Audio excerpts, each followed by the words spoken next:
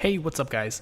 So in today's video, with the new AD carry just coming out just a few days ago, I did want to go over my first impressions of her and how I think she's doing so far. So if you have been paying attention to the meta and reading online of what people are thinking of her so far, she's really not doing so well. And I wanted to go over why I think she doesn't fit right now in this meta and what Riot needs to do to get her on track. But before I go over that, I did want to give my first initial take on the champion on my first few games with her. And my initial reaction is she is a lot of fun to play. She is the most fun I've had on an AD carry in a long time, especially trying to learn how to play her. But she is very, very underpowered right now. And like I said, if you've read any of the stuff online about her, you know that she's not performing very well. And I think just because Riot brought her into release just a little bit underpowered to try to make sure she wasn't broken coming out of the gate, which isn't necessarily a bad thing because in the past, Riot has flubbed up on releases and had champions that were ridiculously overpowered to start. For example, look at how ridiculously overpowered Zoe was on release. So I think Riot went a little bit too far in the opposite direction and released a champion that was too underpowered, which is why Kai'Sa feels so bad to play right now. Now, I was able to play 5 ranked games with Kai'Sa and I ended up going 2 and 3. It wasn't too bad. The first 2 games I won, and then the last 3 games I got stomped on. She just isn't putting out enough damage to justify picking her over some of the other AD carries right now. In my second game with her, I did get ridiculously fed. I think I ended the game like 15 and 1, and even then, being that far ahead in the game, it just didn't feel as strong as it should have been if I was playing another AD carry champion that wasn't underpowered. Now, I do think that a reason why she isn't performing very well is because she did just release. People are still figuring out how to play her, figuring out the best way to build her also, but even building her optimally and playing her the correct way, I don't think is enough to really fix all the problems that she has. A big issue that she has is she has 500 attack range, which isn't very good considering you're going to be laning against champions like Caitlyn and Varus who are going to dominate you in the lane. And she is a very snowbally champion. From what I found is if you don't get going early, you're not going to have a fun time because you can't really dive into fights unless you're really far ahead. And I don't see Kai'Sa being that strong of a meta AD carry right now, even if she does get some buffs here, unless she gets ridiculously overtuned and is out of control, because she just doesn't fit the meta very well. Right now, tanks are starting to get a little bit stronger. She does okay against tanks when you do get your 5 stacks on them, but she's more of an assassin AD carry, which is a fun playstyle, but it just isn't what you're looking to get out of the AD carry role most of the time. So there's a few things that I thought of that Riot could do to potentially buff her to make her viable. Now, like I said, I don't think she's going to be as strong as the other meta AD carries, but they could do a few tunings here and there to bring her up to speed with the other champions. And the first thing that I thought of here is you need to make it easier to access her second level of her abilities, her upgrades to her Q and her E. They're both very, very strong when you're actually able to access them, but it just takes so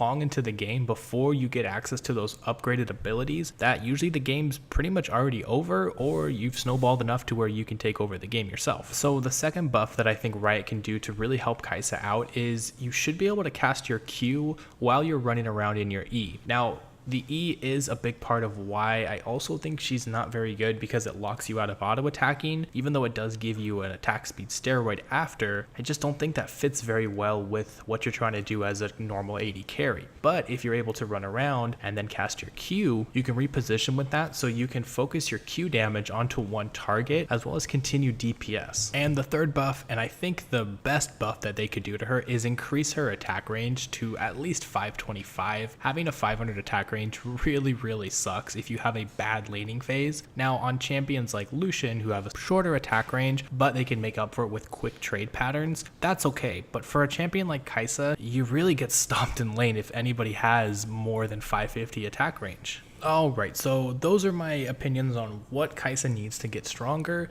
Now, normally I usually end out my champion specific videos with build recommendations or rune recommendations, but since she is so new, I don't want to put something out there that could potentially be wrong because I really don't know the correct way to build her right now. There's 2 main ways that I'm seeing. It's either the on-hit way with Ginsu's and Runaan's and Blade of the Ruined King, or there's the crit with Essence Reaver and then a Zeo item and then Infinity Edge. I don't know which way is best. I've tried both of them out here. I think I like the Ginsu's way a little bit better than the crit way, but really who knows at this point. Both of them don't feel good on her. Nothing really feels good on her right now, which makes me think about it, maybe lethality might work with her, but lethality's in such a bad spot that wouldn't even be worth trying right now. Alright guys, that's everything I have to say here about Kai'Sa. If you like the content here, please like, comment, subscribe to the channel. I really would appreciate that. But until next time, good luck with your upcoming rank games.